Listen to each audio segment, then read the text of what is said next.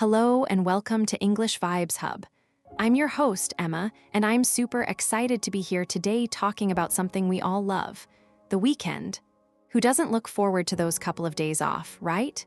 Today, we're going to dive into making plans for the weekend. Whether you're a planner or you like to go with the flow, we've got you covered. That's right, Emma. I'm Liam, and I'm really looking forward to this conversation.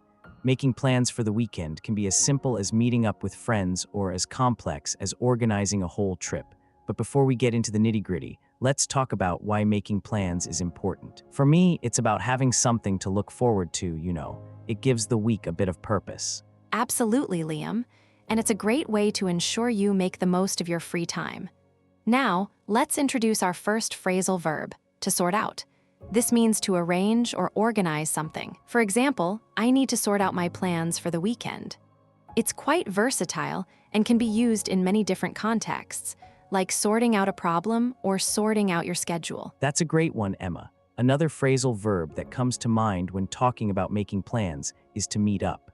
This is when you arrange to meet someone at a specific time and place. For instance, let's meet up at the park on Saturday. It's a casual way to make plans with friends or even for business meetings in a more relaxed setting. Exactly. And speaking of casual, let's talk about the idiom to hang out. This means to spend time with someone in a relaxed and informal way. You might say, I'm hanging out with friends this weekend. It's a great way to describe socializing without any specific plans or agenda, just enjoying each other's company. I love that idiom, Emma. It's so common in everyday conversation. Another one that's useful is to pencil something in. This means to tentatively plan or schedule something, but you're not completely sure if it will happen. For example, I've penciled in a meeting for Friday, but I need to confirm. It's a way of making a soft commitment, so to speak. That's really helpful, Liam. Now, let's put these into a bit of context. Imagine you're making plans with a friend. You might say, let's sort out a time to meet up this weekend. I was thinking we could hang out at the new cafe that just opened up. Your friend agrees, and you pencil in a time. But then something unexpected comes up, and you need to change your plans. That's when you might say, sorry, I need to reschedule. Rescheduling is a big part of making plans, especially when life gets in the way. It's about being flexible and communicating with the people involved. And that brings us to another important aspect, using the right language to make changes to your plans. You might say something has come up, so I need to postpone our meeting. Or, if you're unable to make it at all, I apologize, but I need to cancel our plans. Postponing and canceling are definitely scenarios we've all been in. The key is to be clear and polite about it. Now, let's talk about some fun activities you can plan for the weekend. What are some things you like to do, Liam, when you're making plans? Well, Emma, I'm a bit of an outdoors person, so I love planning hikes or visits to the beach. But I also enjoy indoor activities like going to museums or trying out a new restaurant. Really, anything that allows me to explore and experience new things. How about you, Emma? What do you like to plan for your weekends? I'm a bit of a mix, Liam. I enjoy outdoor activities, but I also love planning game nights or movie nights with friends. There's something about relaxing and having a good laugh together that just makes the weekend feel complete. And that's what making plans is all about, right? Creating memories and enjoying our downtime. Absolutely, Emma. It's about finding that balance between relaxation and activity. And speaking of activities, have you ever thought about planning a weekend getaway? Even if it's just a couple of hours away from home, it can be a great way to refresh your mind and see new places. That's a great idea, Liam. A weekend getaway can be as simple as packing a bag and heading to a nearby town, or as elaborate as planning a whole itinerary.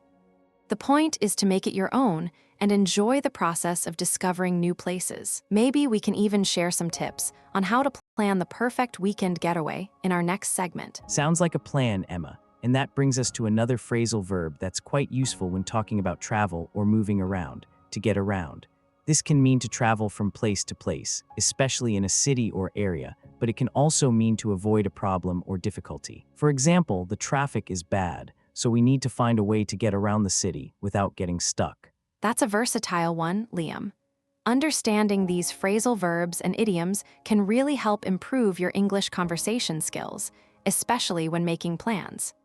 Let's keep exploring more of these and how they can be applied to our weekend plans. Definitely, Emma. And as we continue, let's think about how we can apply what we've learned so far to some real-life scenarios. Maybe our listeners have some specific situations where they're trying to make plans and are struggling to find the right words. We can try to address some of those challenges as we go along. That's a fantastic idea, Liam. Interacting with our listeners and providing them with practical advice is what it's all about. So, let's dive deeper into some of these scenarios and see how we can help. Perhaps we can even discuss how to handle last-minute changes or cancellations, which can be really stressful when making plans. Handling unexpected situations is a crucial part of making plans. It's not just about the language you use, but also about being considerate of others' time and plans. Let's explore some strategies for dealing with these kinds of situations gracefully and effectively. I think that's a great direction to take our conversation, Liam. By sharing our experiences and tips, we hope to make planning for the weekend a bit easier and less stressful for our listeners. And who knows, maybe we'll discover some new favorite activities or destinations along the way. The weekend is all about unwinding and having a good time. Whether you're an adventure seeker or someone who prefers to relax at home, there's always something to look forward to. Let's keep the conversation going and see where it takes us. Before we move on to the next part of our discussion, let's summarize some of the key points we've covered so far. We've talked about making plans, using phrasal verbs like to sort out and to meet up, and discuss the importance of being flexible when things don't go as planned. And we've just begun to scratch the surface of what making plans for the weekend can entail. From outdoor activities to relaxation techniques, there's a lot to explore. Let's take a deeper dive into some of these topics and see how our listeners can apply them to their own weekend plans. As we continue, we'll be sharing more personal anecdotes and examples to illustrate how these concepts work in real life. Maybe we can even discuss how technology, like apps and social media, plays a role in making plans these days. Technology has definitely changed the way we make and interact with plans. It's easier than ever to find out what's happening in your area or to coordinate with friends. But it also introduces new challenges, like over-reliance on digital tools or the pressure to present a perfect online image. That's an interesting point, Liam. The impact of technology on our social lives and planning habits is a topic worth exploring further. Perhaps in our next segment, we can delve into the pros and cons of using technology to make plans and how to strike a healthy balance. I think that would be really valuable for our listeners, Emma. Understanding how to use technology to our advantage without letting it control our lives is key.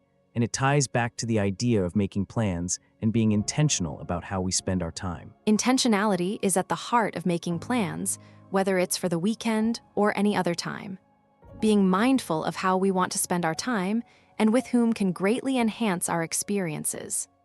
Let's continue this thought in our next part, exploring more about intentionality and planning. Looking forward to it, Emma. The conversation is just getting started, and I'm excited to see where it takes us next. I'm so glad we're discussing this, Liam. Making plans for the weekend can be really exciting, but sometimes it can also be overwhelming with all the options available. Absolutely, Emma. I think that's why it's essential to prioritize what we want to do. For instance, if we want to catch up with friends, we should touch base with them early in the week to see what their plans are. That's a great point, Liam. Touch base is such a useful phrasal verb. It means to contact someone briefly to get an update or to discuss something. For example, I'll touch base with Sarah to see if she's free on Saturday. Exactly, and once we've touched base with our friends, we can start narrowing down our options. This means to reduce the number of choices we have, making it easier to decide what to do. Narrowing down our options is crucial. Let me share a story. Last weekend, I had so many things I wanted to do, but I ended up putting off making a decision until the last minute.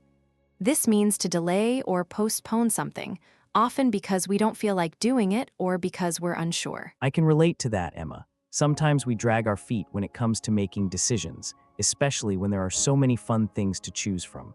Drag our feet means to delay or hesitate, often because we're not enthusiastic about something. Yeah, I was dragging my feet, but then I decided to take the plunge and book tickets for a concert. Take the plunge means to decide to do something brave or difficult, often after hesitating or being unsure. That's amazing, Emma. I'm sure you had a great time. Speaking of concerts, let's do a quick role play. Imagine we're planning a weekend getaway and we need to decide on activities. I'll start by suggesting we visit a museum, but then you can steer the conversation in a different direction. Steer the conversation means to guide or direct the discussion towards a particular topic or outcome. Sounds like fun, Liam. Okay, you've suggested the museum, but I think we should play it by ear and see what the weather is like first.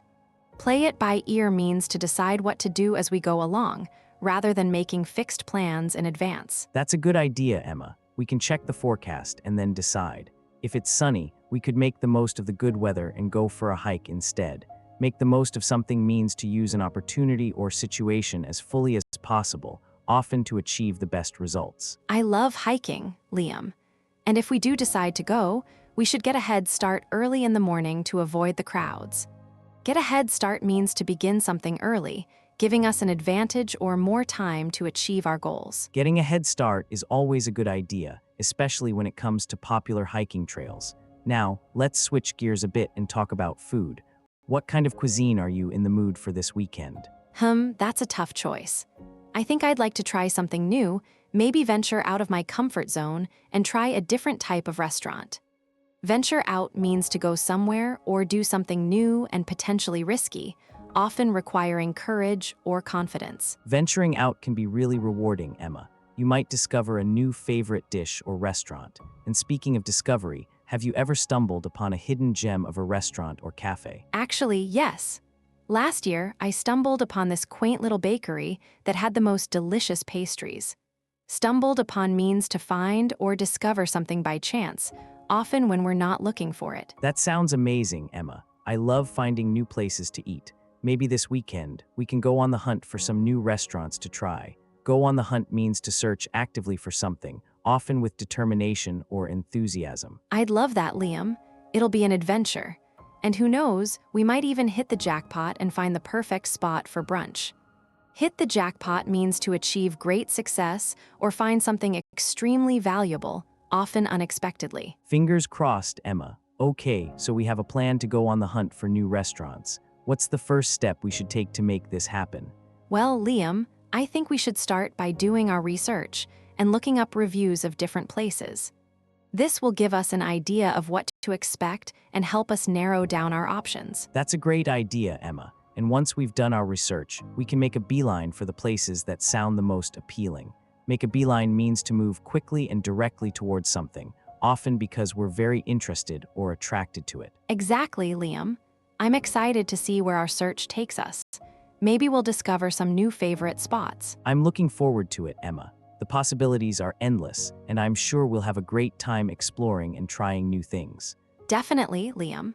And who knows, maybe our listeners will be inspired to go on their own adventures and try new things this weekend. That would be great, Emma. We'll continue this conversation in the next part, exploring more ideas and sharing our personal experiences with making plans for the weekend. Welcome back to English Vibes Hub. I'm Liam, and I'm here with Emma. We're discussing making plans for the weekend, and we've had some great ideas so far.